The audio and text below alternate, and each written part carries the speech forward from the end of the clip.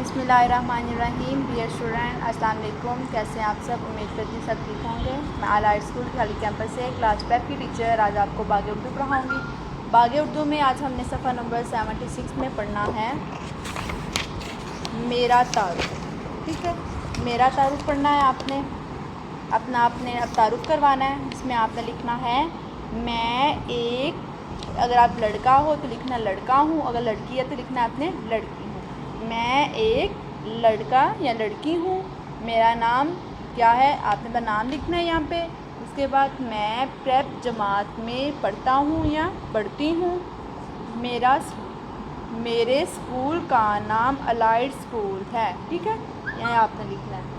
या आपने क्या इंट्रो लिखवाना है आपने यहाँ पे, मैं एक लड़का या लड़की हूँ, मेरा नाम क्या है वो आपने लिखना है। मैं प्रेप जमात में पढ़ता हूँ, मेरे स्कूल का नाम अलाइड स्कूल है। ठीक है, ये आपने अपना तारुफ लिखना है। ओके स्टूडेंट्स, आज के लिए हमारा इतना ही था कि हमने अपना तारुफ के बारे में पढ़ा है। अब हम नेक्स्ट लेक्चर में मिलेंगे, तब के लिए अल्लाह हाफिज़।